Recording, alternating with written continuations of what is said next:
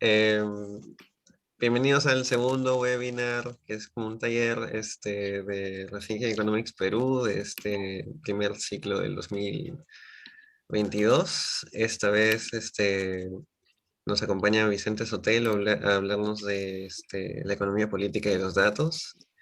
Y para presentar más o menos la estructura de cómo va a ser y una mejor explicación de qué va la sesión, antes de empezar con Vicente, les paso a Jan Condori. Buenas a todos. Bueno, primero que nada, agradecer a Vicente por aceptar la invitación. Y bueno, Vicente es un cofundador de Whitehub, creador de valor económico combinando la...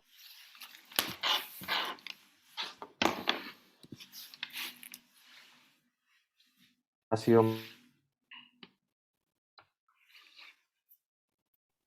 No, Jan, justo te estás lejeando.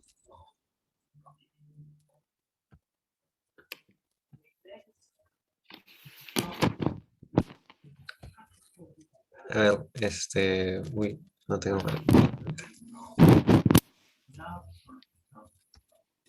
Se le ha ido Jan. Bueno, a ver, emergencias. ¿No se me oye? Ahora sí, ahora sí. Dale. Ya, ok. Bueno, el título de la sesión se llama La economía política y los datos, que es el título con el que le envié más o menos la idea a Vicente. Y justamente como que te lancé tres preguntas un poco generales y bajo estas tres preguntas me parece Vicente ha realizado una presentación que se las va a exponer. Y bueno, un poco para que el público tenga las ideas en mente. Primero, la primera pregunta es, ¿cuáles son los principales problemas que se presentan en la revolución empírica dentro de la economía? Y bueno, ¿a qué me refiero con revolución empírica? Un poco este cambio que ha habido en la ciencia económica en los últimos de 20 años, y sobre todo representado por este paradigma de los experimentos, más que todos los RCTs, ¿no? Y bueno, pero también hay otros problemas, ¿no? que acompañan con este paradigma, ¿no? La segunda pregunta es, ¿cuál es la dimensión política dentro de la creación de las estadísticas y de la evidencia empírica? Bueno, esta pregunta creo que es un poco más abierta, ahí quizás iría un poco más de debate. Y bueno, una tercera pregunta sería, ¿cómo se ve esto reflejado en el Perú, ¿no? O sea, aterrizándolo ya a nuestra realidad, ¿no? Y por eso es que se llama Rethinking Economics Perú, ¿no? Porque también nos interesa conversar estos debates, pero en un marco nacional, ¿no?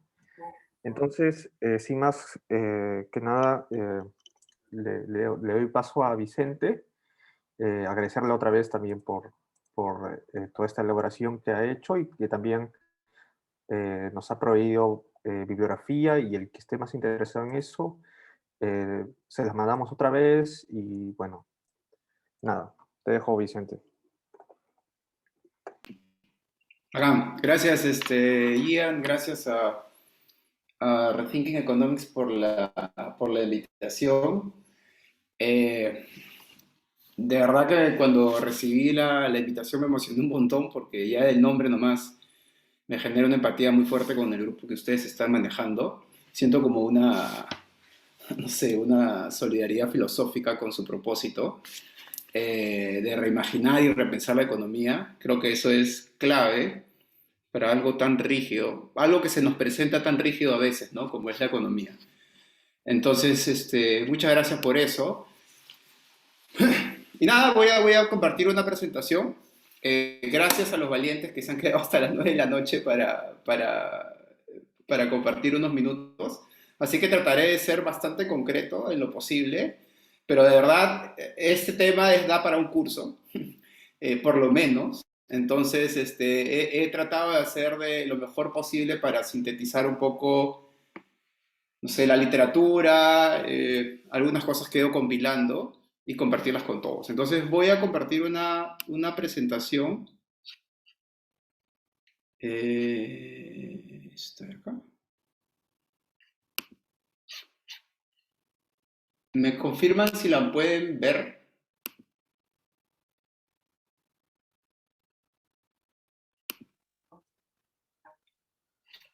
Ya se ve, sí. Chévere. Entonces, ¿cómo saco esto de acá? Acá está. Entonces arranco. La presentación es la economía política de los datos y yo voy a presentar la pantalla completa. Ahí está. Yo quisiera ver.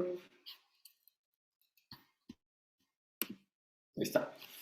Entonces, quisiera empezar esto con una anécdota personal que me marcó bastante cuando empezaba a trabajar, ¿no?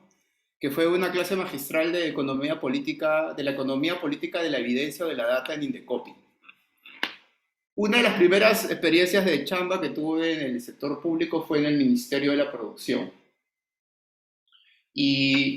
Bueno, mi primer jefe, que ahora es un gran amigo y un gran mentor, a él como director general le llegaba la invitación de, creo que el nombre es plenarias, que se hacían en Indecopi con respecto al tema del dumping de importación de textiles chinos. Como nosotros veíamos el tema de política industrial o desarrollo productivo, nos llegaban esas invitaciones y, bueno, mi jefe en ese momento me las derivaba a mí para ir a estas plenarias. Y fue bien interesante porque después, indagando un poco, son públicas y son abiertas. Y resulta que literalmente es un espacio en el cual hay dos posiciones. En este caso, por un lado estaba la Sociedad Nacional de Industria, con su abogado y su economista, y en el otro lado estaba ADEX, la Asociación de Exportadores, con su abogado y con su economista, ¿no? Me gusta decir que los abogados y los economistas son como los caballos de fuerza de la política pública. Y básicamente se planteaba una hipótesis y se abría un debate. Cada uno de los equipos tenía un tiempo para exponer su punto y luego había una réplica de cada una de las partes. Y yo estaba ahí sentado, ya, bueno, ya en ese momento ya había podido asistir en el curso ser asistente de docencia del curso de Economía Política en la universidad, en la Católica, y había leído el Bowles, tenía muchas nociones como conceptuales del tema, pero una vez que lo ves en la cancha, es totalmente diferente, ¿no? Entonces, el lado A, por decirlo así, la sociedad de industria con sus economistas sacaban mucha data, mucha información y armaban una narrativa con esa información, con esos data points. Los articulaban en discursos seriales lógicos que permitían ratificar una hipótesis de trabajo y contar una historia. Y había mucha data. Y el otro lado también tenían mucha data, muchos cuadros, muchos PowerPoints, muchas correlaciones, etc. Y también armaban una narrativa muy potente. Y lo que tú veías en la discusión era la disputa de las dos, la disputa del sentido común, en este caso el sentido común de si las importaciones eran o no beneficiosas para la economía nacional. Cada uno con sus intereses, con su agenda, cada uno con su brazo técnico, pero esa discusión a mí me cambió, por decir de alguna manera, me hizo de que toda la teoría que ya había un poco acumulado, verla en la realidad, hizo de que comenzara a ser bastante más sigiloso cuando presentaba unos datos o cuando revisaba alguna documentación. Ya me comenzaba a fijar en dos cosas, en el denominador del número que estaba viendo, por un lado, y por otro lado en la metadata. Vamos a llegar en un ratito ahí, pero en esos dos puntos comenzaba a escudriñar y a ver un poco qué relaciones de poder subyacentes había en la evidencia que consumía o que producía. Entonces, quería empezar con esa anécdota. Yo no sé si seguirán abiertas estas contiendas, estos debates abiertos públicos. Si están interesados, pucha, los invito a que curioseen un poco. Fácil, hasta ahora están en la web. Pero hay estas contiendas que se ven de copy, que creo que serían muy nutritivas para cualquier estudiante de economía que quiera explorar el tema. Ahora, de la anécdota paso a hoy, ¿no? Hoy tenemos dos hechos estilizados que son, digamos, determinantes, yo diría, en el día a día, ¿no? En el día a día de hoy. Por un lado tenemos Big Data, tenemos ya volumen y varianza de data a un nivel nunca antes pensado. Y por otro lado tenemos capacidad computacional para procesarlo. Justamente los dos insumos, por decirlo así, que eran escasos por allá en los años 70, ahora son abundantes. Y a partir de estos dos hechos estilizados es que a mí me gusta decir que ha nacido una religión. Estoy robándome un poco el término de Harari, del historiador, que él habla del dataísmo como que una religión de la data. Y claro, existe un primer enfoque que señala que, bueno, debemos confiar en Dios y para el resto debemos traer data. Pero ya existe también otro enfoque que es que básicamente confiemos en la data. Y eso es importante, ¿no? Es como se está generando un nuevo trazado de lo correcto y lo incorrecto, de lo que debemos utilizar y lo que no debemos utilizar. Y ese punto es intrínsecamente, ontológicamente, un hecho político, o sea, una posición política. Entonces, quería empezar por ahí, con esos datos estilizados y con esta nueva religión que está emergiendo, ¿no? Y que cada vez permea más nuestra vida diaria. Y lo que voy a hacer a continuación es voy a interpelar a esta religión con tres preguntas. Le voy a preguntar a la religión de la data qué es lo que estudia, por qué lo estudia y cómo lo estudia. Y aquí hay tres nodos de decisión o tres puntos que generalmente no se tocan mucho al momento de revisar información o al momento de instanciar una agenda de investigación. El primer nodo es el tema del qué mide o qué busca analizar la data. Digamos, pongámosle de nombre a esta entidad realidad. Y aquí viene la primera pregunta, trayendo a Nietzsche, si son hechos o son interpretaciones. ¿De verdad podemos ver la realidad o no? Ese cuestionamiento inicial generalmente no aparece. Sinceramente no lo he visto en muchos documentos dentro de una investigación. La segunda pregunta es ¿por qué se está investigando en realidad con la data? Con un enfoque contemplativo, es decir, quiero abstraer la realidad y generar patrones para poder contemplarla y modelarla, entenderla, con un enfoque que yo le llamo pasivo, o quiero reimaginarla. O sea, la agenda que yo tengo para entender la realidad es una agenda activa que busca reimaginarla y voy a traer un poquito esta máxima marxista, transformarla, ¿no? Entender la realidad para transformarla. Y un último nodo de decisión es cómo voy a atacar la realidad. Y aquí hay dos escuelas o dos anteojos que se utilizan de manera general, que es el racionalismo y el empirismo. Entonces, en mi opinión, creo que si uno va a investigar algo, si uno va a preguntarle a la realidad, una investigación al final del día es preguntarle a la realidad una hipótesis de trabajo, una pregunta de investigación, es un buen ejercicio transitar por estos tres nodos. Pero ¿qué tenemos hoy? Hoy día tenemos de que omitimos esas preguntas.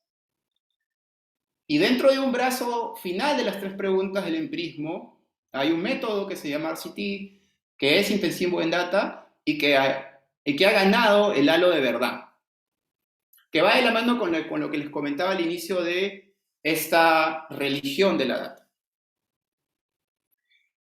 Y esto es importante porque cuando hablamos de verdad, y estamos hablando de cosas mayores, cuando se señala de que el RCT es irrefutable, insesgado, y es el Golden Rule, etcétera, etcétera, etcétera, se está jerarquizando un conocimiento sobre el otro. Como toda religión, se está marcando la cancha entre un conocimiento válido e inválido, entre lo correcto y lo incorrecto. Y nuevamente, ese trazado de cancha es un instanciamiento político. Y aquí voy a traer estoy jalando un poquito de Foucault, estoy fraseándolo en realidad, y él señala que como la medicina psiquiátrica marcaba la cancha entre locura y cordura, y los críticos literarios dividían los ensayos entre arte y pseudoarte, este último bullet es mío, ahora los data scientists, que ya el nombre de por sí es bastante sugerente, ¿no? Data scientists. Y economistas, que ahora se están yendo mucho a la onda de data scientists, marcan la cancha en la arena de las políticas públicas. Nosotros, o sea, digamos, yo soy economista, yo cuestiono esto, ¿no? Pero digamos, tenemos una cuota de poder bastante, bastante alta que nos permite marcar en muchos casos lo que se debe y lo que no se debe hacer en la arena pública. El problema es que de ahí solo hay un paso pequeñito para llegar a esto, ¿no? A la tiranía de los expertos. Les recomiendo encomiablemente este libro si es que no lo han leído, pero es un libro que a mí también me interpeló, ¿no? Y yo lo recomiendo un montón, pero creo que detrás de esta tiranía de los expertos está un poco este posicionamiento, esta jerarquización de un conocimiento sobre el otro. Y surge esta frase muy en boga, ¿no? En pasillos de ministerios y de otros lugares, ¿no? Yo soy técnico, no soy político. La dejo ahí abierta, ¿no? Quiero jugar un poco con ustedes, lo dejo ahí lúdicamente abierto para que lo reflexionen. Pero se escucha mucho, ¿no? Autorreferenciarse como técnico ya es un acto político, pero lo dejo ahí. Ok, pero ¿qué podemos hacer? Mi diagnóstico es ese, que se invisibilizan preguntas, así como hay variables omitidas que generan sesgo, hay preguntas omitidas que también generan un sesgo. ¿Pero qué podemos hacer? Lo primero es visibilizar las preguntas. Hace un par de años, hace un par de años estuve viviendo en Holanda y bueno, mi esposa fue a hacer una maestría y de curioso me metía a sus clases de metodología, de metodología para la investigación para su tesis. Y una de las cosas que enfatizaban mucho en su tesis es que ellos tenían que instanciar en la introducción del documento, al inicio del documento, su posicionamiento con respecto a estos tres nodos. Tenían que hacer explícito si iban a interpelar una realidad que consideraban hechos o interpretaciones, si iban a asumir un rol pasivo o activo, y si iban a utilizar los lentes del racionalismo o el empirismo. Y tenían que poner los argumentos de por qué elegían A sobre B. Eso es el segundo paso, es como tomar un posicionamiento e instanciar algoritmos para controlar el sesgo. Cada nodo sin responder genera un sesgo, implícito o explícito, pero genera un sesgo. Sinceramente no he revisado ningún paper en un economista que interpele estos tres pasos antes de ir a los resultados. O a preguntas o a respuestas disfrazadas de preguntas, ¿no? Entonces, yo creo que podríamos empezar por ahí. Dar 1, 2, 3 pasos para atrás e interpelar estos nodos de decisión o estos nodos de pregunta, antes de irnos directamente al método y a la respuesta. Solo ha habido una vez en que he leído algo así, y ha sido en la introducción de Piketty, El Capital del siglo XXI. Y creo que no estoy seguro si es en la introducción o en la parte final, pero hay una parte en donde Piketty reconoce la limitación de su estudio, reconoce que lo que está haciendo es una mirada estrictamente parcial y sesgada desde su mirada de economista, y reconoce la validez de otras arenas como la sociología, la antropología y otras ciencias sociales. Solo recuerdo que en alguna parte de este libro de Piketty él desarrolla este ejercicio de honestidad académica. Luego, no lo he visto. Y es que aquí hay otra cosa que decir, que el ego del economista, que justamente viene anidado a esta relación de poder previamente instanciada, es muy alto, a veces descontrolado, y no nos permite interpelarnos a nosotros mismos en el proceso de creación de una investigación. Dicho esto, lo que voy a hacer a continuación es básicamente transitar por cada uno de los nodos e indagar en ellos para ver más o menos en qué consiste cada uno de ellos, y a partir de eso cada uno pueda empezar a indagar posiblemente en un futuro sus propias investigaciones o sus análisis de información. El primer punto es sobre la realidad, ¿no? Si son hechos o son interpretaciones. ¿Lo que vemos ahí es un conejo o es un pato? ¿No? ¿Qué es? ¿Existe una entidad que podemos ver objetivamente y a partir de eso decir que estamos viendo la realidad y generar un tratado académico? ¿O solo existen interpretaciones, puntos de vista que compiten entre ellos para buscar esta entelequia llamada realidad o verdad? Esta pregunta es súper potente. Y Nietzsche, que bueno, pone los cimientos a la posmodernidad, interpela estas certezas, ¿no?, que vendían del iluminismo, instanciando hechos y métodos científicos duros y puros. Eso es lo primero. Interpelarnos en que si estamos viendo realidades o interpretaciones. Y ahora quisiera preguntar si es posible observar la realidad en su estado puro. Y aquí voy a combinar estadística y un poco de física cuántica. La ley de Goddard y el principio de incertidumbre. La ley de Goddard instancia el principio de incertidumbre de Heisenberg, que por si acaso sí es el de Breaking Bad. La ley de Goddard básicamente dice que cuando una medida se vuelve un target, un objetivo, deja de ser una buena medida. Y el principio de incertidumbre de Heisenberg dice lo siguiente, dice que cuando nosotros observamos una realidad natural, física, a nivel cuántico, para que nosotros podamos navegar esa realidad, lo hacemos a través de nuestros ojos. Nuestros ojos necesitan luz. La luz se transmite a través de radiación. Y la radiación se operativiza a través de quants. Entonces, lo que terminamos de ver a nivel cuántico es esencialmente una realidad contaminada con la luz, contaminada con la radiación. La realidad en estado puro no la podemos ver, porque necesitamos una radiación que nos permita justamente utilizar nuestro sentido de la vista. ¿Cómo lo vinculo con lo de Goddard? Porque cuando vamos a campo a levantar información para una herramienta de seguimiento, una herramienta de evaluación, esa realidad natural social, al momento en que llega un encuestador, al igual que la radiación en la realidad natural, la contamina.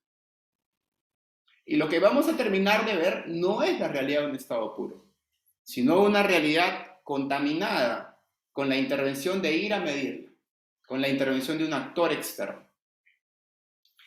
Eso quería compartir en este punto. Creo que es importante saber no solo desde las ciencias sociales, sino que inclusive desde las ciencias naturales más duras como la física, se discute la viabilidad de poder aproximarnos a una realidad en su estado natural.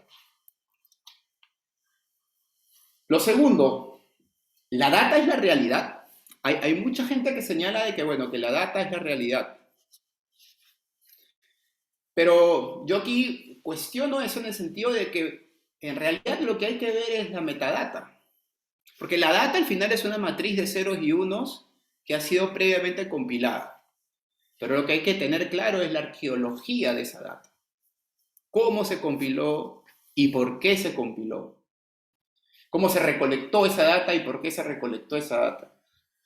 Y aquí un ejemplo muy claro es la Asociación Nacional del Rifle en Estados Unidos y el subreporte de armas en Estados Unidos.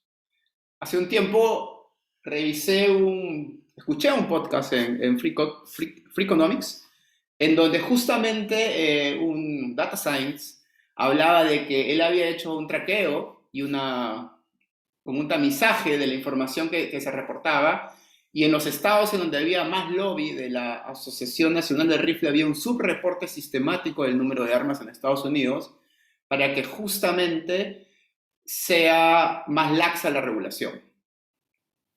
A lo que voy es que la data es la realidad que nos ponen, que alguien pone para que nosotros la utilicemos.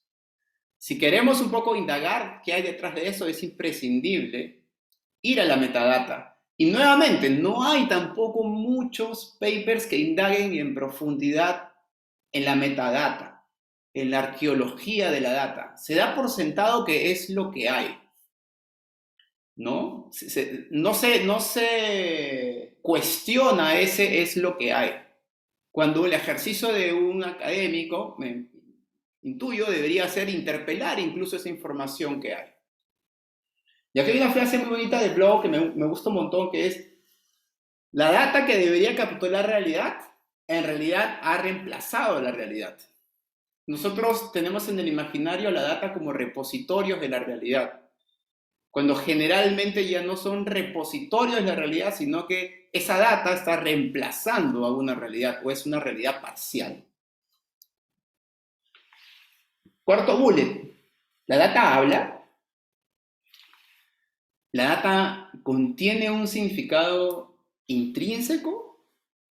¿O somos nosotros quienes llenamos de significado a la data con nuestros sesgos y nuestros egos? Y aquí esto es súper importante porque cada vez veo más regularidad en el hecho de apelar a la data como disentor final en un debate. Eso es la data, eso lo dice la data. O hay esta frase: hay que hacer que la data hable. O a ver qué dice la data. La data no tiene un significado, una semántica intrínseca. Nosotros la interpelamos y nosotros la llenamos de significado, de narrativa, de posicionamiento. Y creo que esta encuesta del IEP y de apoyo que hace poco salió con respecto al tema de la Asamblea Constituyente, en una salida 49% con una pregunta y en otra, con otros titulares, 8% con otra pregunta. Y básicamente es un ejemplo de cómo, dependiendo de cómo preguntas, dependiendo de cómo articulas tus herramientas, dependiendo de la metadata, tú puedes mostrar un ángulo u otro ángulo de la realidad. Puedes llenar de significado a la data de una manera o de otra. Finalmente, pero bueno, la data habla, no habla. ¿Y qué pasaría si alguien nos habla o nos sujeta a través de la data? Y se me vino a la cabeza la caverna de Platón, que es básicamente esta idea de que estamos mirando la sombra de una realidad parcial que alguien quiere que veamos. Pero que una vez que nosotros nos liberamos como en esta alegoría, podemos salir y ver la luz. Esta también lo que quiero llegar aquí es que apelar a la data como la verdad, en realidad, en mi posición, no es del todo válido, sino que se requiere una interpelación de segundo nivel para poder revisar la metadata y ahorita vamos a pasar al bullet de por qué se utiliza de una data sobre otra. Entonces pasamos al por qué. ¿Por qué analizamos por qué hacemos cierta investigación? Y yo lo he dividido en estos dos puntos de contemplar la realidad, observarla, ¿no? Accesar a la realidad, y otra que es reimaginarla. Y la premisa en la que parto es que la investigación no opera en el vacío. La investigación nace de una... Y aquí es, ¿quién elige esas preguntas? Y yo me voy un poquito más atrás, ¿quién elige las metapreguntas? Porque hay preguntas parciales, preguntas chicas, preguntas derivadas, pero hay preguntas kernel, hay preguntas definitorias, hay lo que yo le llamo metapreguntas, que definen la dirección, el vector dirección de por dónde van a ir las investigaciones. Y bueno, aquí propongo poner en discusión esto de por qué nace la antropología. La antropología como ciencia nace para entender a los nativos, para poder colonizarlos de manera eficiente. Todo un cuerpo académico, en sus inicios, tuvo como objetivo, tuvo como meta pregunta, ir y conquistar, colonizar a los nativos a lo largo del mundo. Otro tema es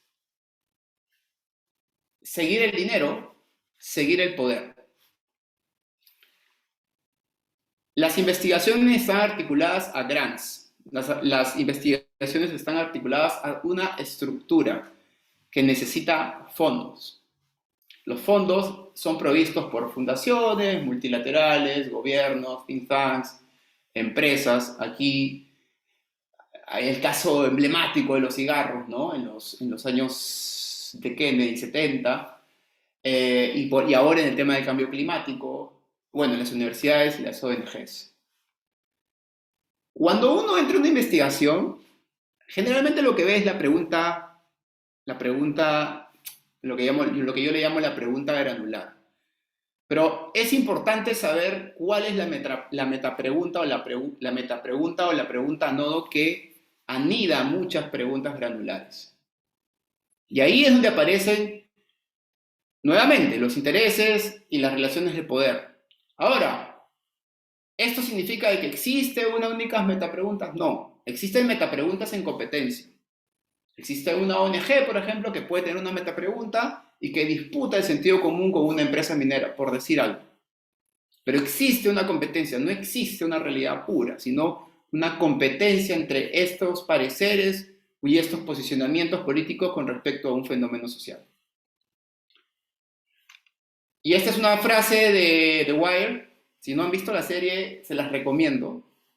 Es básicamente un investigador que está viendo el tema de las drogas y dice, si tú sigues las drogas, tú vas a tener adictos a las drogas o dealers de drogas, pero si tú empiezas a seguir el dinero, tú no sabes a dónde vas a llegar o a dónde te va a llevar. Esta frase sintetiza muchísimo lo que les he querido o he intentado contar en el slide anterior. Si pueden, vean The Wire, es una serie, para mí, el mejor tratado de economía política de Baltimore, en Estados Unidos. Incluso creo Siguiente bullet.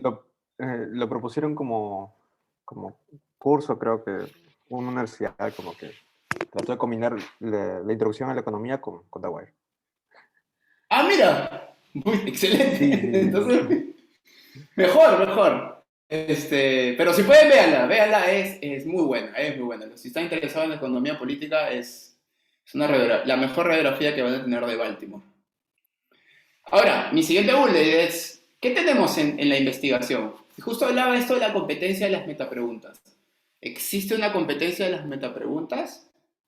¿O existe una competencia de respuestas a la misma metapregunta?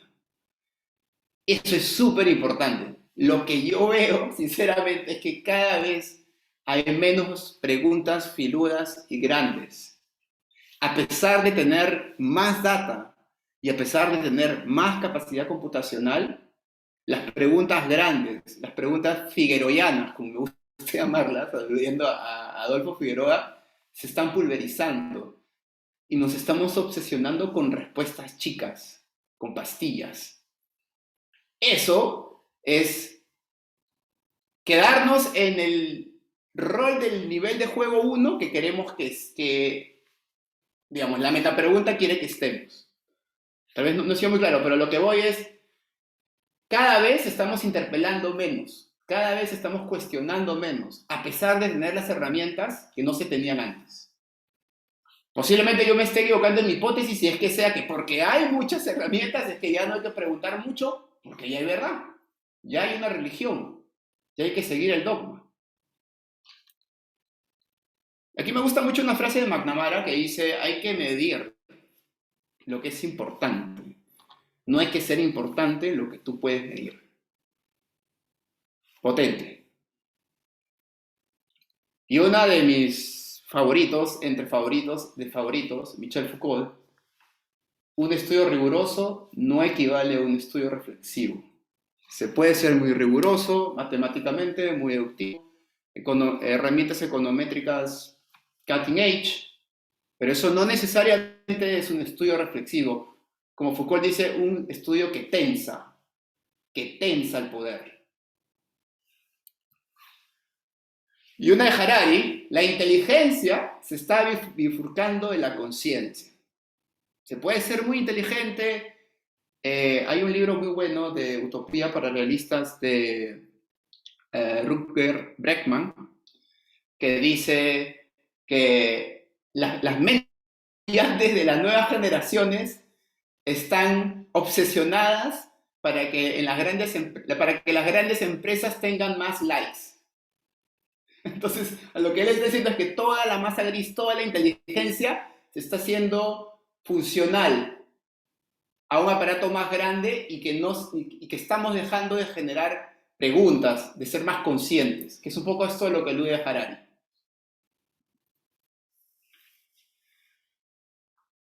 Siguiente bullet. Ok, perfecto, existe esta idea de competencia, pero la pregunta que me surge también es si se puede producir un episteme desde el sur. Cuando estaba haciendo la maestría en Estados Unidos, de curioso nuevamente, nos fuimos a Boston, a Harvard, para una mesa de desarrollo internacional. Y fuimos a una mesa que justo estaban hablando de África. Bueno, había gente del Banco Mundial, creo que de JPAL, en fin, como una mesa clásica de desarrollo internacional en donde los economistas hablan de sus resultados, ¿no? De recomendaciones de política y Lo interesante es que en esta mesa había un africano. Y levantó la mano y dijo, ¿cuántos economistas africanos están en su equipo de investigación del Banco Mundial? ¿Cuántas universidades africanas están vinculadas a su red de investigadores en el mundo que estudian África? Cri, cri, cri, cri. Poco más y lo abrazo al pata.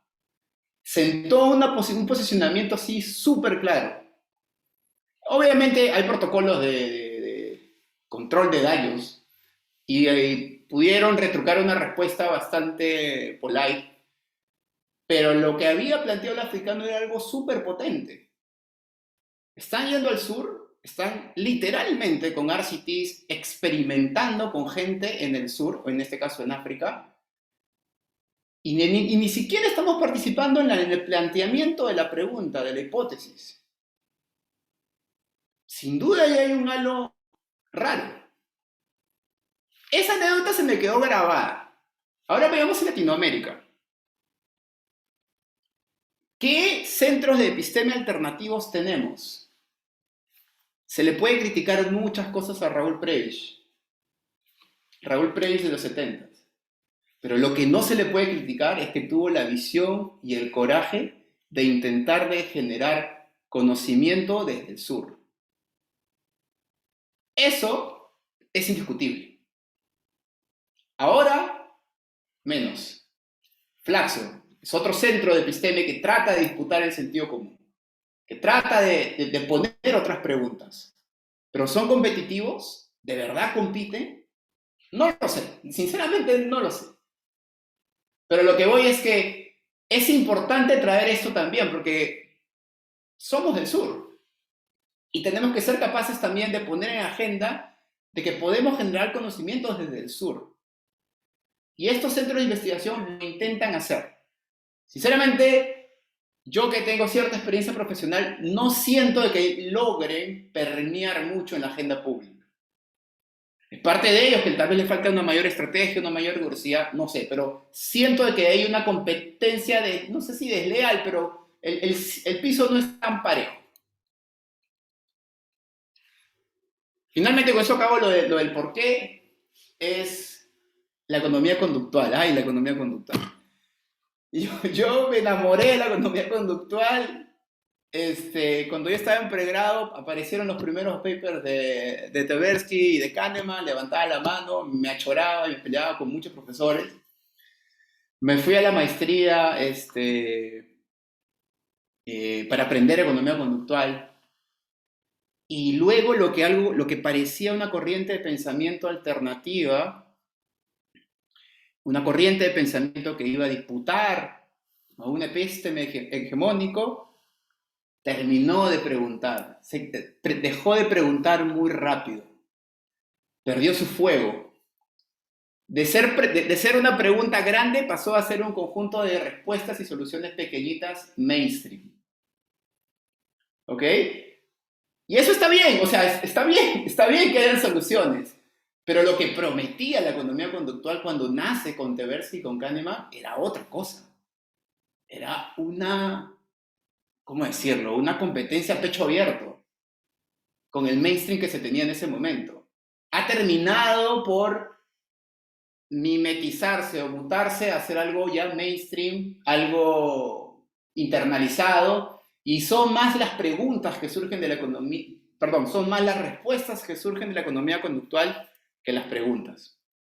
Y aquí, si están interesados en este proyecto de economía política o de disputa del episteme que plantea Tversky, les recomiendo este libro de Undoing Project, donde se habla mucho de Tversky como el estratega espartano, ¿no? Con visión y coraje para mover sus fichas y hacer competir, hacer que la economía conductual comience a ganar cancha y peso político dentro del mainstream económico.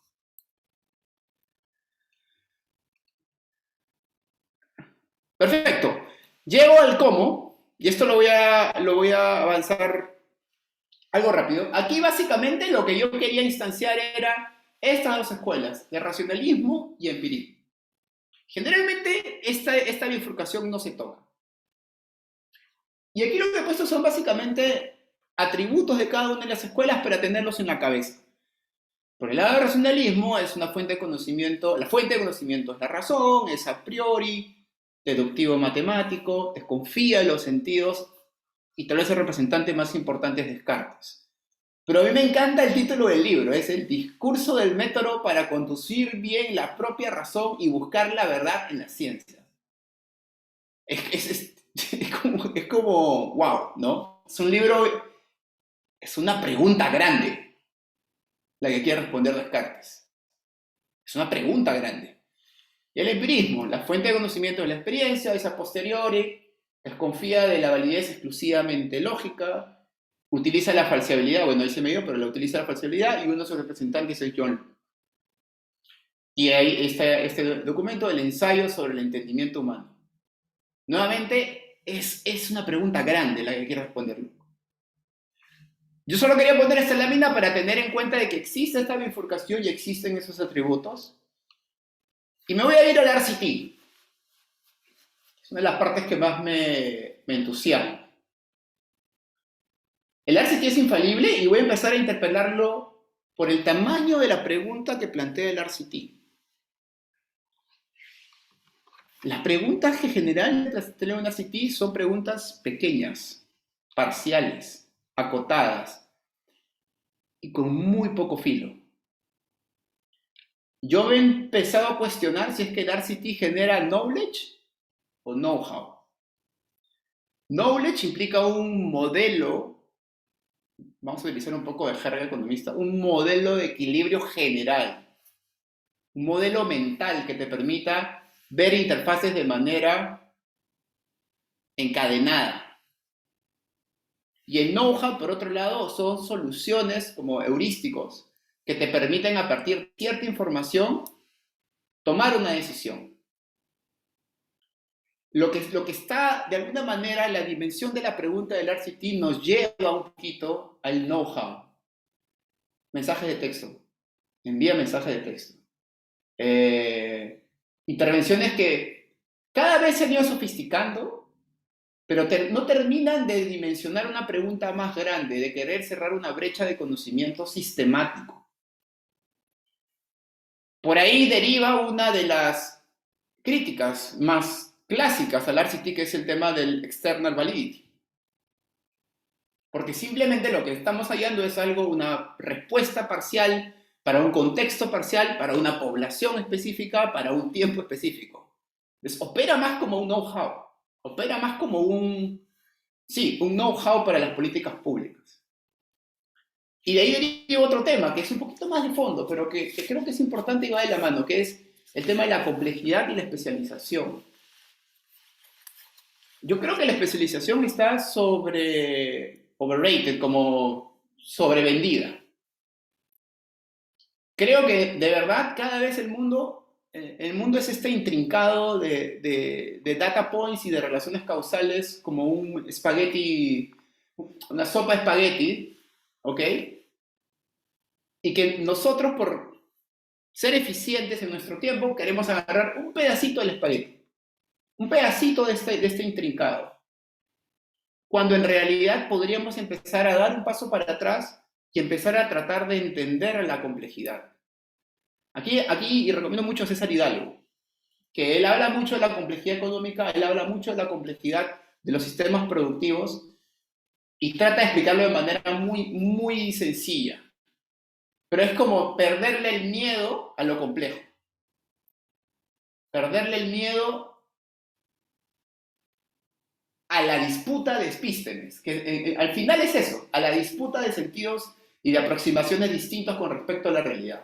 Porque cuando tú te especializas, te quedas en tu contenedor, muy chévere, muy bacán. Podemos hablar en jerga económica, los economistas, y todo queda bien, los sociólogos en jerga también, y así. Pero no vamos a llegar a dar el paso a buscar una foto más grande, una foto más integral de lo que es la realidad. Lo segundo, se dice que el RCT es insesgado. Un pasito para atrás. ¿En una sociedad sesgada se puede tener resultados insesgados? No sé. Lo dejo ahí. Yo creo que no. Yo creo que no podemos, un algoritmo econométrico o estadístico no es suficiente para controlar el sesgo. La semántica de sesgo va muchísimo más allá de un balance en tu línea de base. Muchísimo, y de garantizar la aleatorización. Es muchísimo más complejo que eso. Y sin duda, quien hace la investigación, como ya hemos visto, hay una omisión de preguntas, pero además hay un instanciamiento personal.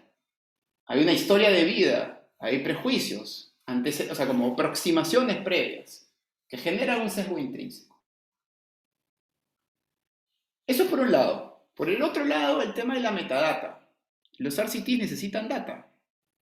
Y esa data generalmente va a tener como potencial fuente de sesgo una selección, un sesgo de selección o un sesgo de autoselección, tanto para el marco muestral, en un primer momento, como para la muestra. Entonces, ya desde la información que utilizamos, y que bueno, yo lo he ido desarrollando previamente, existe un sesgo intrínseco.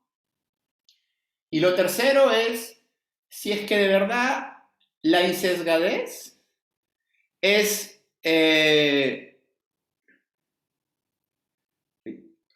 Si la insesgadez necesariamente es más recomendable que la precisión. Angus Deaton tiene un paper de los que he compartido, en donde lo que dice es que los RCTs efectivamente, estadísticamente generan resultados sesgados. Pero el problema que tienen es con la precisión, con el error estándar. Y si se dan cuenta, el caso 3 y el caso 4 no es que sean tan distintos.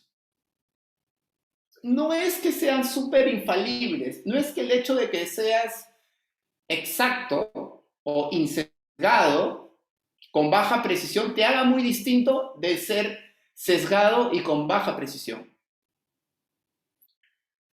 Angus Deaton en una entrevista dice, los RCTs son a las regresiones en los 70s.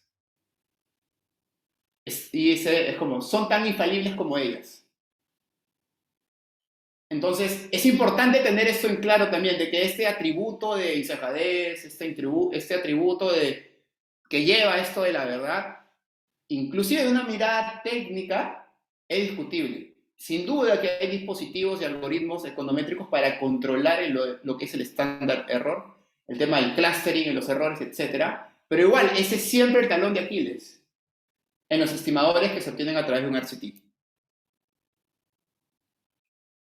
Y lo último, ¿es suficiente un piloto para escalar?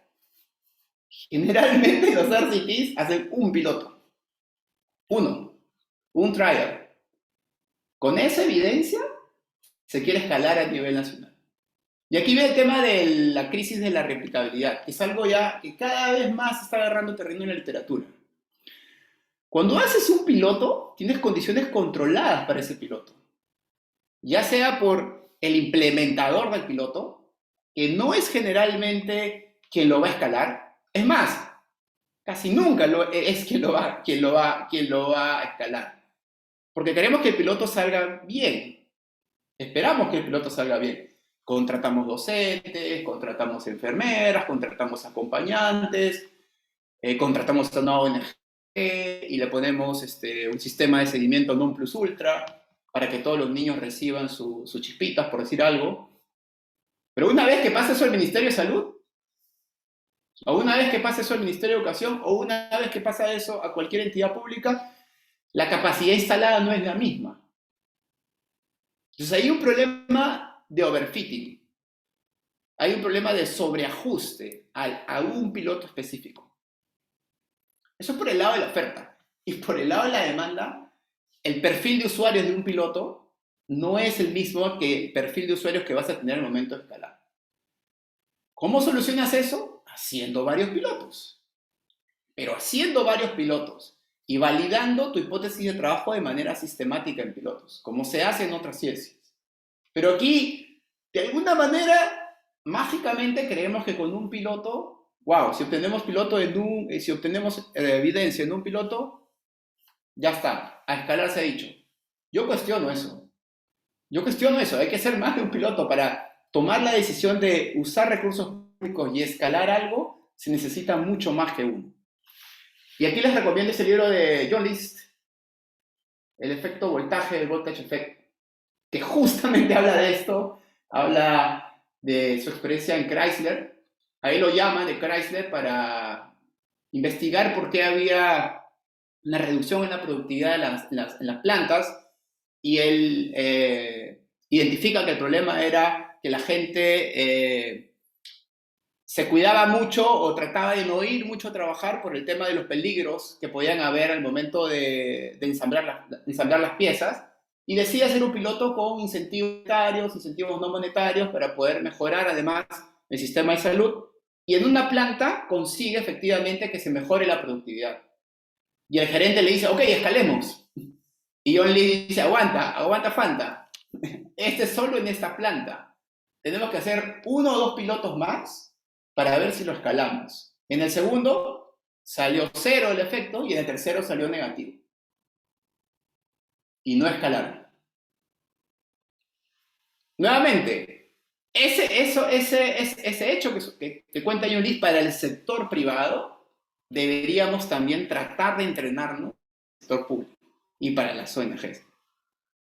Y él dice, tiene una parte del libro, dice que el obstáculo más peligroso para escalar de manera exitosa no es la ignorancia, es la ilusión de conocimiento. Me encanta eso, la ilusión del conocimiento, que surge de o data imprecisa o de sesgos ocultos o del outright deception. Eso es súper, súper, súper importante.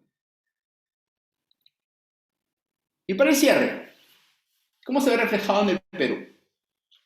Sin duda que hay una hegemonía del conocimiento económico, de la data, todos queremos ser data science. Y lo más peligroso para mí es que no es que otras ciencias sociales quieran disputar al conocimiento económico desde otra arena, sino que lo que quieren es básicamente emularlo. Cada cientistas políticos se economizan, no sé cómo decirlo, pero como que se hablan más jerga económica y utilizan más metodología económica y utilizan más approach económico. Y para mí eso en realidad no es saludable, porque para mí la academia es disputa, es competencia, no es monopolio, ¿no? Digamos, la economía no es la única puerta a la realidad. Hay muchas puertas a la realidad y en la discusión de esas puertas es que vamos caminando hacia la verdad. Y finalmente, si ya tenemos verdad, si ya confiamos en la data, ¿por qué debatir? Y lo que he visto en el Perú mucho es que no hay debate.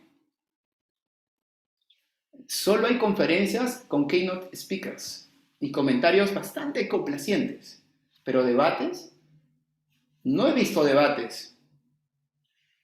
Con Sala Maestre, tú ibas a un viernes económico, lo que es un viernes económico en la Católica, y tú sabías que iba a haber sangre. O sea, tú sabías que el pata terminaba de hablar y se iba a ir con todos a la yugular.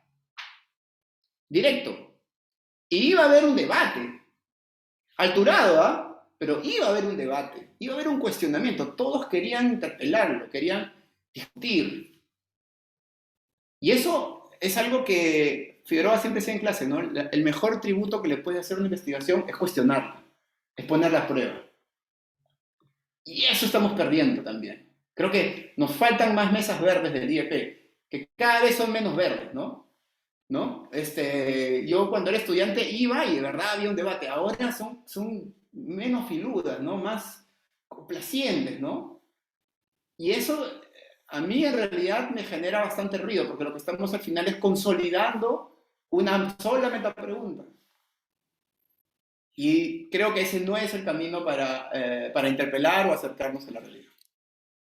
Bueno, eso es lo que quería compartir con ustedes. Y no, doy el paso a ustedes, chicos, para lo que... Bueno, y nuevamente gracias por quedarse hasta esta hora. Así que le doy paso a ustedes, voy a dejar de compartir. Sí, no, gracias a ti, Vicente, por compartir. La verdad ha estado bien chévere. Y bueno, pues nada, les digo a los demás que cualquier pregunta pueden levantar la mano, dejarla por el chat o lo que sea. Yo he notado, o sea, me gusta mucho el hecho de que lo que digas parece la particularización de las preguntas, ¿no? De como que afrontar preguntas pequeñas en lugar de preguntas grandes, un acercamiento, un toque más filosófico incluso, ¿no? Este, y eso parece haberse perdido en varios lugares, o sea, en diversas ciencias, pero probablemente es más notorio en economía.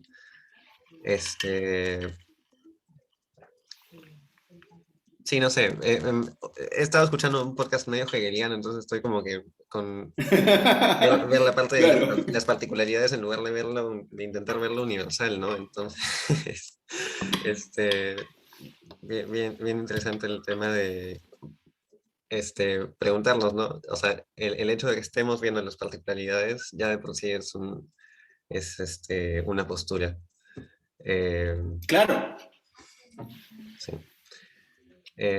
Bueno, nada,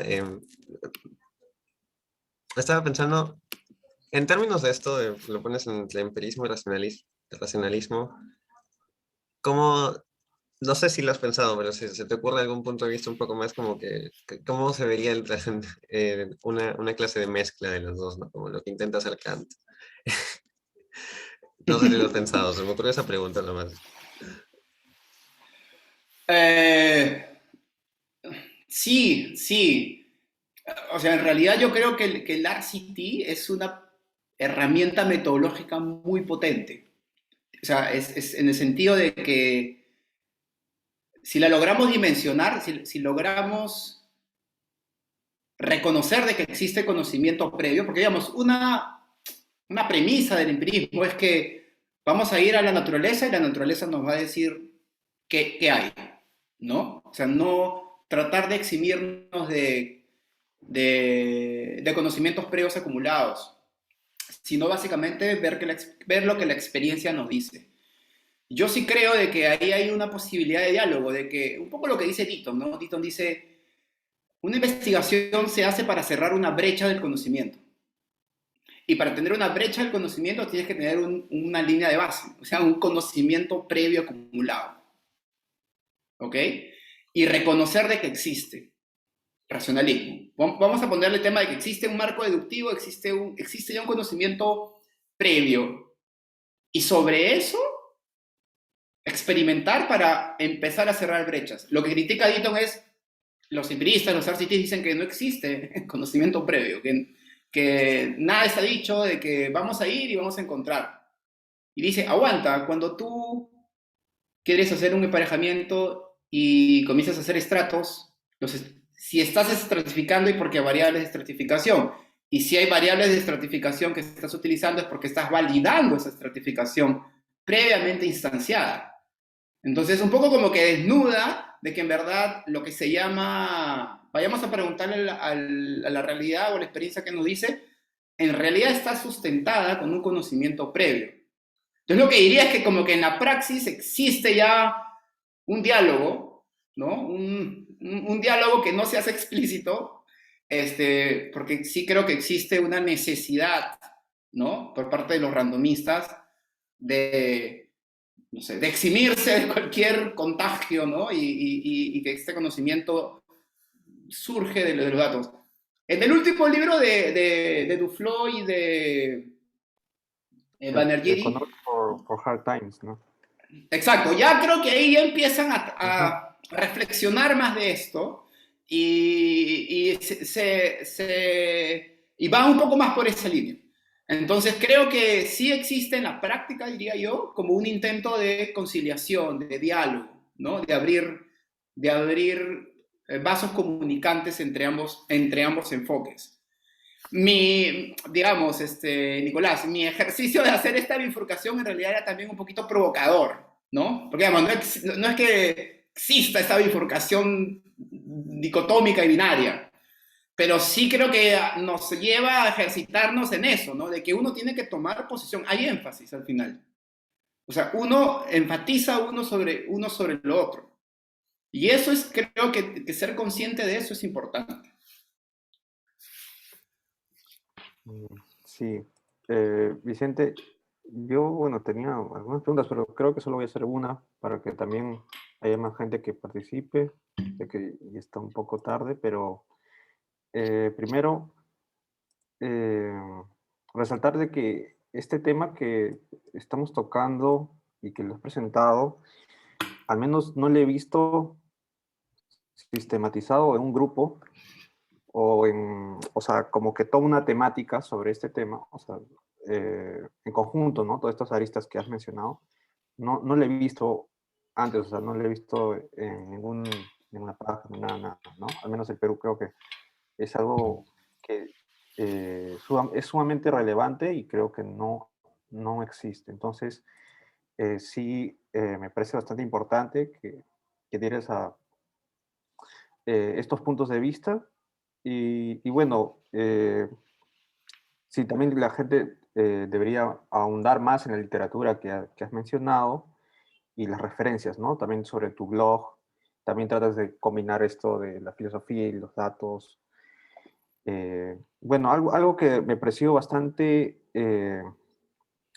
cierto y también peculiar es, bueno, sí, ¿no? Hay un conocimiento desde el sur, pero como tú dices, no se logra permear en el debate, ¿no? Parece que estas críticas que vienen fuera de la ciencia económica no logran hacer un efecto en el debate público, en las políticas públicas, y si es que lo logra, simplemente es por una simulación, ¿no? Como tú dices, como que todos quieren ser unos economistas y usan un poco acríticamente estas herramientas. Quizás un poco he visto más que todo desde las ciencias políticas, donde se nota bastante, ¿no? Eh, pero no, al no hablar este lenguaje, que creo que también es una barrera, ahí bueno, también viene Ujú. todo lo de los discursos, ¿no? Este lenguaje económico, entonces no se puede entrar, ¿no? Entonces ahí yo creo que viene dos puntos, ¿no? Uno primero que es la crítica interna que debe existir desde la misma ciencia, es decir, desde los mismos economistas que se forman, y por el otro lado también que los científicos sociales que vienen desde otras carreras no deben de dar por sentado esta narrativa de que la economía es la mejor de las ciencias, sino entrar críticamente y entrar con sus herramientas también, ¿no? Entonces debe haber como que ceder y dar, ¿no? Y entonces creo que eso es uno de los grandes problemas que tenemos que al menos acá en Sudamérica y sobre todo en el Perú, ¿no? Que estamos en pañales entrando en este debate de las ciencias sociales, ¿no?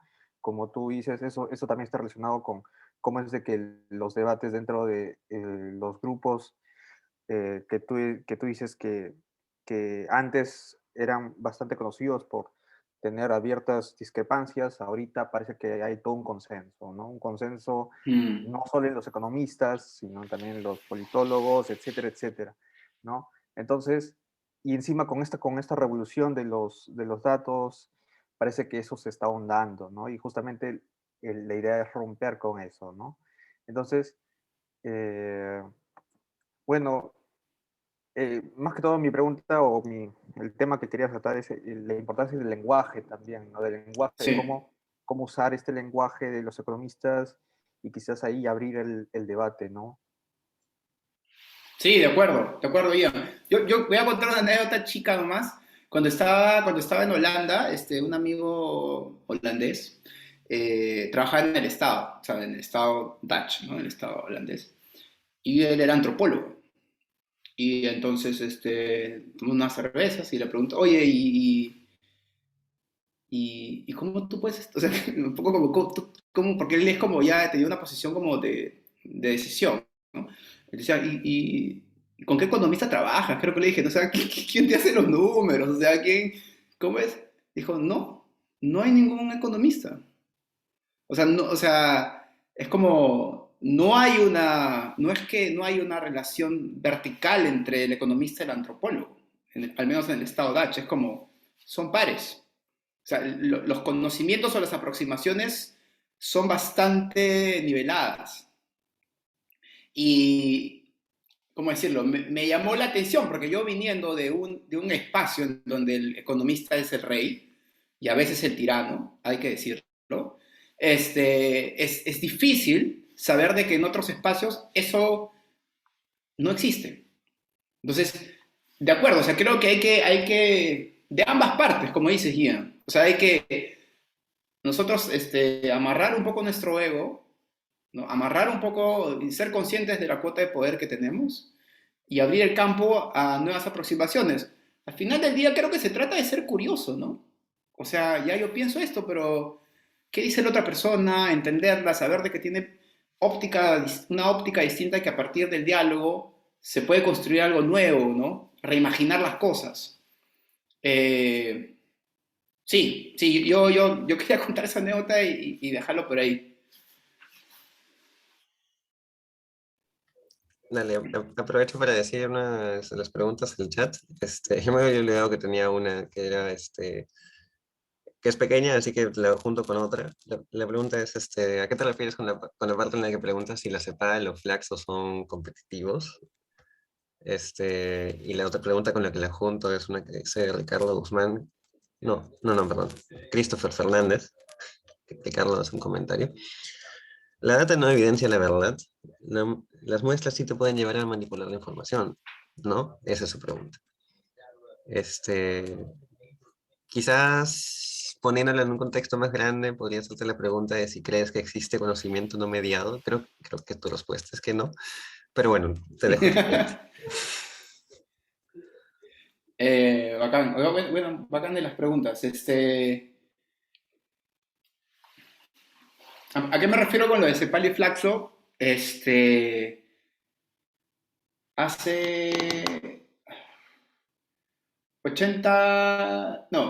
hace ya unos 5 años llevé unos cursitos en la maestría de Ciencias Políticas en la Católica y un curso fue con Tanaka, política comparada. Y él citó un paper, de verdad lo he tratado de traquear, pero no lo puedo encontrar, un paper que decía que 80% de las políticas públicas en América Latina eran diseñadas en las multilaterales. Y entre las multilaterales, en el BID. No, he tratado de traquear ese paper, pero no me parece, o sea, no me parece un número, no me sorprendió, ¿ok? No, o sea, no, quien ha trabajado en el Estado, entre el Banco Mundial y el BID, Mm, básicamente son los que, las fuentes de origen de muchas de nuestras políticas públicas. Es más, economistas se van a entrenar allá, sí. para justamente traer ese episteme o ese enfoque, vamos a ponerlo así, y aplicarlo aquí en terreno. ¿Por qué digo que Flaxo y Cepal no son competitivas? Porque creo que es muy dispareja la cancha. O sea, no he visto, al menos no de mi experiencia, una política pública basada en un investigador de Cepal de los últimos años, ¿no? Porque, digamos, Prevish es otra historia y eso está ahí, pero en los últimos años, alguien que te ponga la agenda, alguien que mande una misión, ¿se han puesto a pensar en la palabra misión? Si el Banco Mundial manda misiones. Sí, Callado, como el ¿no? evangelizador. Sí, o sea, estamos en el siglo XX Sí, y no le han cambiado el nombre, ¿ah? Siguen mandándonos misiones al sur. Gracias por tus misiones. Entonces, como decía Ian, hay todo un lenguaje incluso, y que se ha normalizado, sí, ¿no? Llega sí. la misión del banco, no, no, ya, pon bonita la mesa, hay que traer cafecito. ¡Wow! ¿No? Entonces, por ahí va mi tema. Creo que hay una falta de competencia por el lado de centros de conocimiento que permitan permear las políticas públicas para el sur. A eso me refería con el tema de la Ujú, competitividad. Luego, a lo de la data, que no evidencia la verdad, yo creo, o sea, vamos a ponerlo así. La data son ceros y unos. Las datas son matrices, que están ahí, ¿ok? El nivel de cobertura que tiene la data y la realidad, sin duda que cada vez es más creciente. Pero nuevamente, yo siempre, ahora es cada vez un poco más difícil, pero trato de entender la metadata. ujú. Yo les cuento algo que me parece, una anécdota que me parece bien interesante. Cuando en Holanda yo me iba a las librerías, que iba como cada semana más o menos, me iba a la parte de política y después me iba a la parte de tecnología, ¿no? Y conforme pasaba el tiempo, ya los libros de tecnología aparecían en política y los libros de política era como que ya se intercambiaban los anaqueles. Cada vez habían más libros. O sea, era imposible, a lo que voy es que es imposible ya desprender la generación, producción de data con la política y viceversa. Cada vez más Facebook, Google, Zoom, hola Zoom, son más dispositivos políticos. O sea, porque siempre, o sea, ellos están capturando información para Sí. poder hacer shaping al sentido común y etcétera. Entonces, yo sí creo que existe la data no aparece en el vacío, pues. O sea, creo que sí hay no evidencia la verdad, evidencia la verdad que quieren, o como la caverna tal vez parcialmente, que nos ponen para ver. Y que ya depende mucho de nosotros, en realidad, de las herramientas que tengamos para poder interpelar. Y sobre el conocimiento medio, sí, no soy, o sea, creo que cada uno en realidad, cada uno en su tribu, en una primera instancia, debería poder interpelar colectivamente lo que llamamos realidad y poder sacar nuestra propia interpretación. Pero eso sí, creo que es importante ir iterándola, porque ahora el cerebro humano se ha acostumbrado desde tiempos a pensar lineal. Y ahora la velocidad con la ley de Moore es exponencial. Tal vez el hecho de que tanta gente no termine de entender lo de las tasas de interés anuales y todas estas cosas es un síntoma de eso, ¿no? Nos cuesta mucho pensar el mundo exponencialmente. Bueno, el COVID, por ejemplo, fue tal vez una lección de justamente el crecimiento, ¿no?, exponencial que había de la expansión del virus. También vamos a decirlo, nos ayudó un poco a entender un poco en qué consiste este vértigo de ir exponencialmente. Pero hemos ido generalmente yendo de manera lineal. Entonces, creo que es un entrenamiento en el cual también tenemos que empezar a tener, a pensar exponencialmente, porque ya el mundo y la velocidad a la que vamos es cada vez más exponencial. Quizás ya para ir terminando, voy a leer una pregunta acá del Zoom de Fabricio Juno. Buenas noches. En su opinión, los altos funcionarios públicos, al definir las prioridades y políticas públicas, ¿son conscientes de los vacíos de conocimiento frente a sus pares del sector privado y viceversa? Normalmente se ve que se lanzan. Eh, ¿Cómo generar desde el Estado un conocimiento iterativo que vaya generando algunos puntos de solidez en sus acciones? Evitar una discrecionalidad vacía, pero sin apagar la innovación de las políticas públicas. Creo que va más que toda esa relación, ¿no?, entre privado y Estado, y cómo no apagar justamente este know-how, ¿no?, que viene desde el privado, me parece, ¿no? Sí, ahí yo diría que a mí me gusta mucho el enfoque de Hidalgo, que él señala de que todos los seres humanos somos procesadores de información.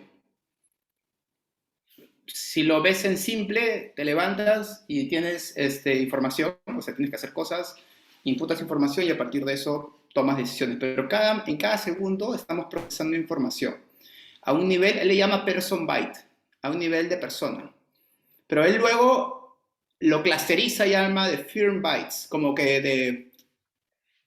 pequeños clusters, en donde la interacción de estos person bytes hace que el procesamiento sea más eficiente de la información, más descentralizado. Yo emularía o llevaría esa analogía entre el sector público y el sector privado. El sector público es una red, un ecosistema que procesa cierto tipo de información, y el sector privado también, y que conviven, o sea, estamos en un mismo ecosistema. El tema es que el relacionamiento que hemos generado no es un relacionamiento simbiótico. Y obviamente hay una membrana de economía política detrás.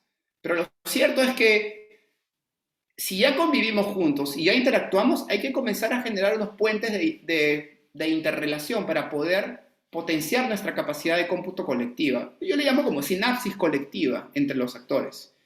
Por ejemplo, cuando yo trabajé en el laboratorio, en estos dos laboratorios, me tocaba hablar con el sector privado, me tocaba hablar con multilaterales, con el Estado donde estaba, y tratar de articular estas mesas, estos espacios de diálogo para poder intercambiar. Entonces, creo que la información existe, mucha información de la que ya no existía existe. El tema es ponernos de acuerdo y organizarnos en cómo la procesamos de manera colectiva para transformarla en valor social. Entonces, creo que y los laboratorios es un arreglo institucional bastante interesante, porque justamente hasta cierto punto, para ser justos, tienen carta libre para innovar. Porque, digamos, el armatoste del Estado es bastante rígido, pero te da cierta flexibilidad para hacer, yo le decía, para hacer travesuras, ¿no? En el Estado. Entonces, creo que por ahí puede ser un algoritmo institucional, un arreglo institucional que te permita esta interacción, este anidamiento, ¿no? De actores dentro de la sociedad. Ujú. Gracias, gracias Vicente. Bueno, ya creo que se está acabando el tiempo, entonces Leonardo Carmona solo pregunta, ¿conoce experiencias sobre debate enriquecedor interdisciplinario desde los que podamos aprender y tomar como ejemplos a seguir? Eh, bueno, creo que a lo largo de la ponencia creo que ya hemos mencionado algunos, pero de todas maneras, eh, si quisieras agregar ahí. Sí, hay un podcast que a mí me gusta mucho que se llama Intelligence Square. Fácil se los comparto y fácil se los pueden mandar. En donde básicamente es como se abre un tema y viene un investigador, como lo Indecopy un poco, y dice su ponencia. Por ejemplo, hubo uno muy bueno sobre el autor de la tiranía del mérito, Sandel, y un economista del Economist que tiene un libro que, digamos, está a favor de la meritocracia. Entonces, cada uno, y son de ese nivel, ¿no? Cada uno en este podcast, en realidad es una fundación, pero lo traduce en un podcast, da su ponencia, hay una réplica, una dúplica, y luego, y lo interesante es que al momento de empezar el debate hacen una línea de base y le preguntan a todos, ¿usted está a favor o está en contra? Y sale el resultado. Y luego del debate hacen una línea de salida y se ve cuántos cambiaron, bueno, digamos, en términos proporcionales, si se mantuvo la posición con respecto al tema o si hubo una transición. Entonces es como un termómetro del nivel argumentativo de cada uno de los ponentes. A mí ese me encanta porque es como te ejercita bastante hacer, ay, este pata qué va a decir y cómo va a replicar. Y va desde temas desde ciencias naturales, biología, física, ciencias sociales, política, de todo el espectro. Entonces, yo les voy a pasar por correo, ya te lo paso, y Ujú. si lo podemos compartir sería genial, para que nada, la gente pueda escuchar algo de dialéctica de mayúsculas, ¿no? Claro, y también quizás la presentación por ahí, pasarlo por el grupo, que también está bastante instructiva. Y bueno, creo que esa ha sido la última pregunta. Queremos agradecerte, Vicente. Yo creo que este tema da para, como tú dices, para un curso. Espero de que en algún Sí. momento haya un curso parecido a esto, y que justamente esta intersección entre estos dos temas, ¿no? Entre la economía política y la revolución empírica que está sufriendo la ciencia, creo que se va a volver mucho más importante en todos estos años que vienen. Entonces, invito a todos a que averigüen más sobre estos debates. Y nada, o sea, agradecer también a todos los participantes. Y bueno, no sé si, Nicolás, Sí, Pi, ¿quieres agregar algo? Bueno, aprovecho para comentar que en el Thinking Economics esperamos tener algunos más espacios de discusión como justamente la idea es, ¿no? Como decía Vicente al comienzo, poner propuestas para repensar la economía. Y pues en ese sentido también aprovecho para comentar que en julio, vamos a tener un festival de economía heterodoxa que va a durar 3 días, el 6 al 8. En hay diversos temas, vamos a tener una pequeña introducción de pluralismo y heterodoxia, vamos a tocar un poquito de economía ecológica, algo de este, economía digital, hablando de extractivismo en la industria de software y cosas o algo por el estilo. Y en fin, hay varias temáticas, les invitamos a chequear eso en nuestras redes. Y bueno, te reitero también las gracias, Vicente, ha estado muy interesante y probablemente tengamos algún otro espacio para discutir o algo más. Gracias. Gracias, gracias.